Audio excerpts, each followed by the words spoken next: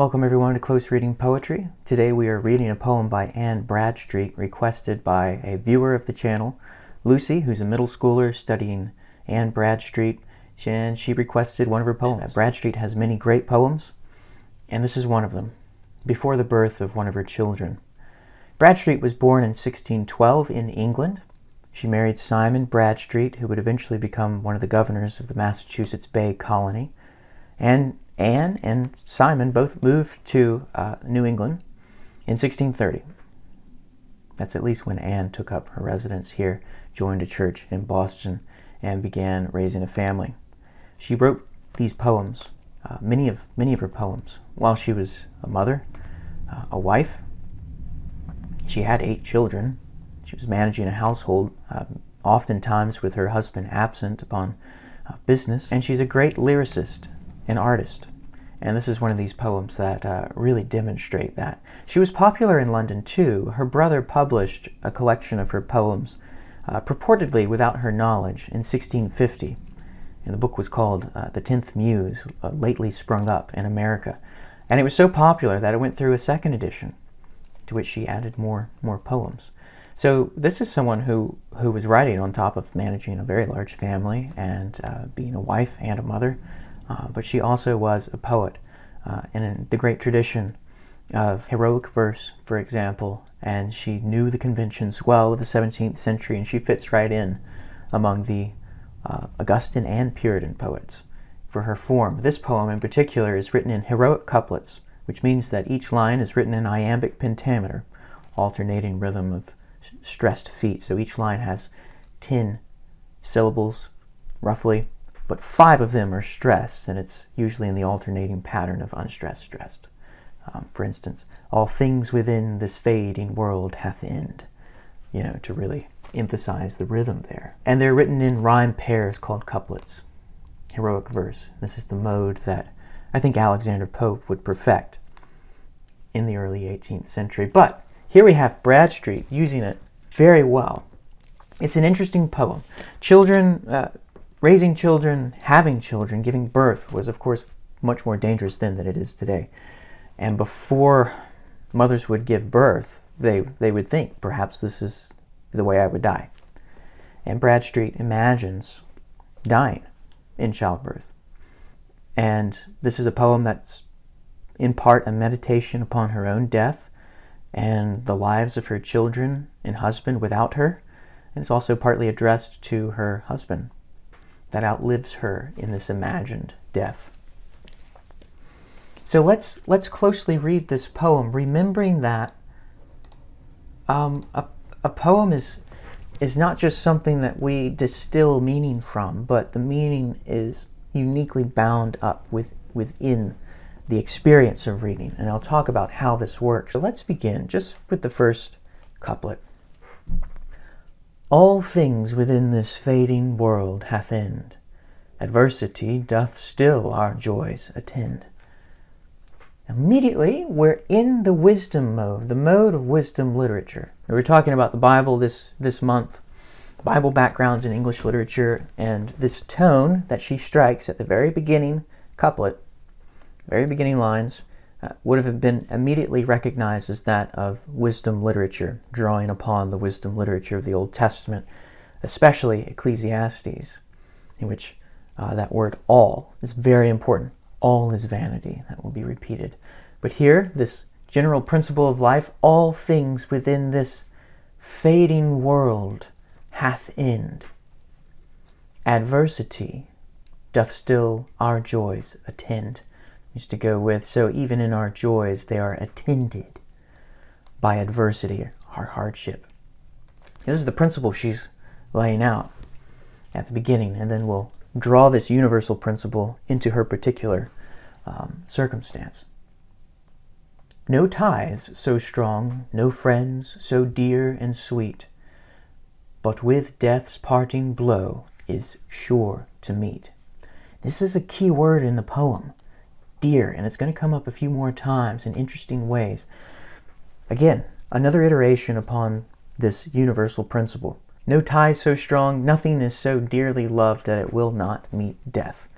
And this is partly true about dearness. You love something and you're sometimes so in love with it that it grants this illusion to the beloved thing that it will forever live, because how could something so dear not?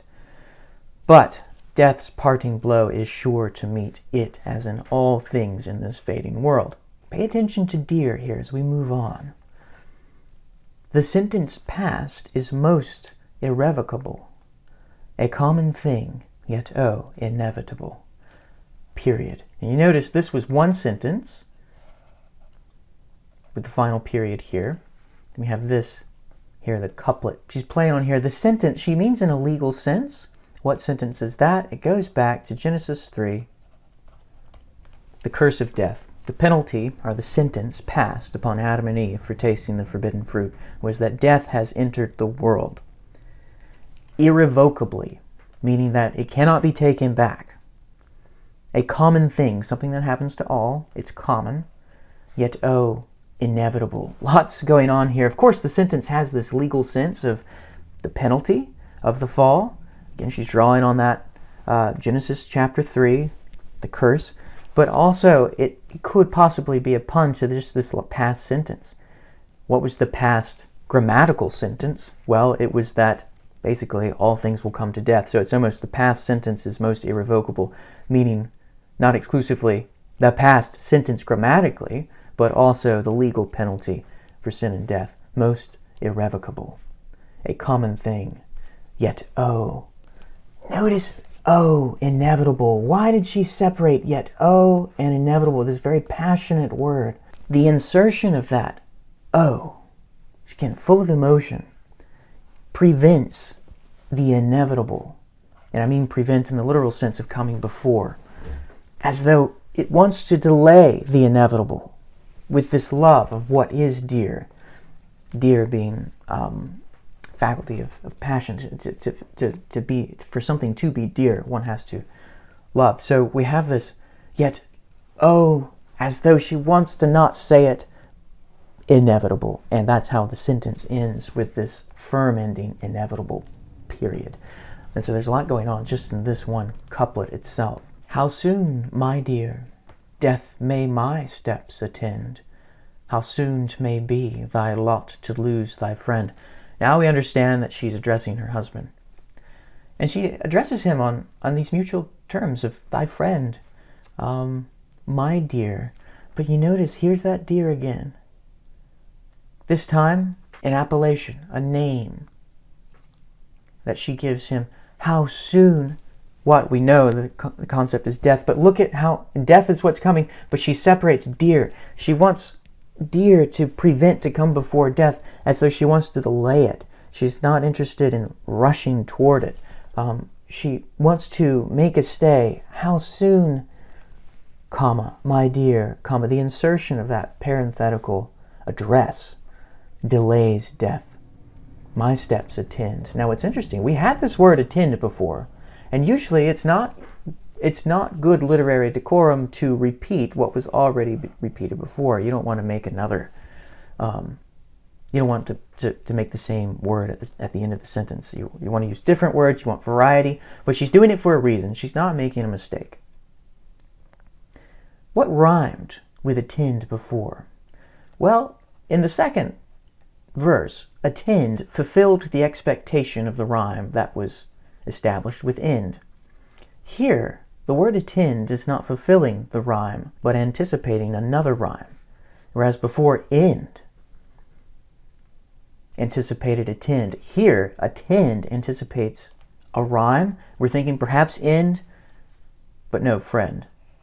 And it's interesting, I think, that she plays with that expectation that she's already established within our reading of the poem. So, okay, we're not quite finished with this sentence. How soon, my dear, death may my steps attend? How soon 'tmay be thy lot to lose thy friend? We are both ignorant. We are both ignorant. We do not know how soon it may be that you will lose me. Thy lot, meaning thy portion. Biblical language here. Yet love bids me these farewell lines to recommend to thee, that when that knot's untied that made us one, I may seem thine, who in effect am none. What's she saying here?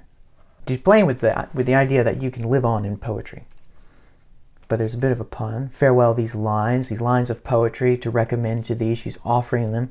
So when that knot's untied, the knot of marriage, what is a knot made up but of tangled lines? That knot that made us one, that's marriage. Again, using biblical language from the Pauline epistles and the book of Genesis. She's saying, I give these lines to you so that when death breaks our marriage knot that made us one, I may seem thine, although I'm not, who in effect am none. It's interesting, none and one rhyming here. But she wants to sustain the illusion, the semblance of permanence. And that's something that has great precedence in poetry, from the classical lyric all the way up to Shakespeare's lines. And of course, Bradstreet is tapping into that too. And if I see not half my days that's due, generally people thought that nature gave 70 years to a person's life. That was the average of that was the idea of the full life, was 70 years. And if I see not half my days that's due, what nature would, God grant to yours and you. So she's in her 30s here, perhaps, or she's before 35. If she dies before she gets her due, what nature would give, she says, may God grant what nature didn't give me to you and yours. That's my family. The many faults that well you know I have, let be interred in my oblivious grave. Interred, be buried, so forget my faults, bury them with me. You know I have them, but let them be buried in my oblivious grave. Just to comment upon this, when it was first published, this was published Oblivion's Grave. But many editors, I think rightly so, think that this was a typographical error and that it should be oblivious grave. It seems to make more sense that way. If any worth or virtue were in me, let that live freshly in thy memory. And when thou feel'st no grief, as I no harms, yet love thy dead, who long lay in thine arms. Sweet liquid grace here, just with the hearing of this portion. So if there is anything good left in me, she says, let that live freshly in thy memory. Notice the liquid L's here, adding beauty.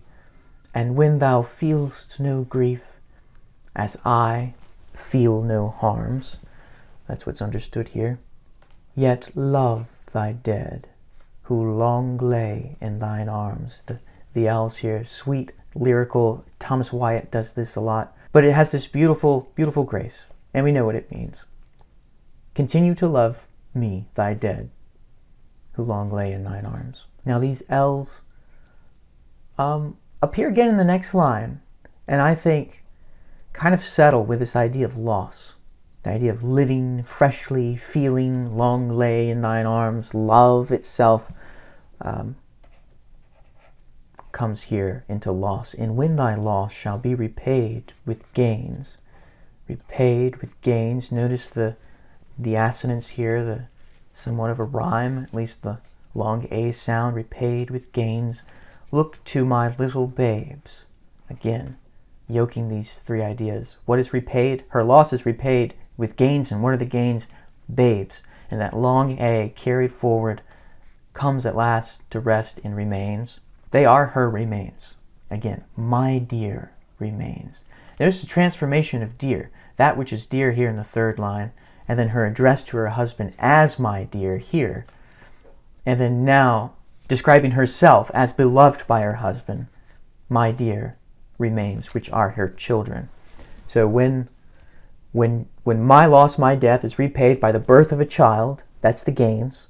Look to my little babes, my dear remains, what remains behind. And if thou love thyself, or lovedst me, these, O protect from stepdame's injury. So if you marry again, make sure the wife doesn't harm my children. Again, this passionate O. These, O. It's not just these, it's an attachment there with emotion. These, O protect from stepdame's injury. apostrophe there to indicate possession, which wasn't common in the 17th century typographically. And if chance to thine eyes shall bring this verse, with some sad sighs, honor my absent hearse, which means body, corpse. Not necessarily the transportation, carriage, but the body itself. Honor me with sad sighs. Here she's imagining her husband discovering these lines and it bringing some consolation to him. And she tells him, and kiss this paper for thy love's dear sake, here it is again, who with salt tears this last farewell did take. This is her last farewell before her death. And she does not die, but she imagines it. It's hypothetical. She doesn't know. She doesn't know when she's going to die. But this is a beautiful poem that she hopes will console her husband, remind him of her in her passing, and it also recommends or commends her children into his care. Beautiful poem. Just a great example of how Bradstreet was just among some of the greatest lyricists of her day, and should be considered, I think rightly so. So it's great to hear there have been some viewers to take an interest in Bradstreet. Happy to do more poetry of hers when I have time. I think definitely when we come to the American Poetry Lecture, we'll be exploring more of Bradstreet as well. But hopefully this gives you a little taste into her art and her work, which is certainly worth looking into. Thanks for watching, everyone, and until next time.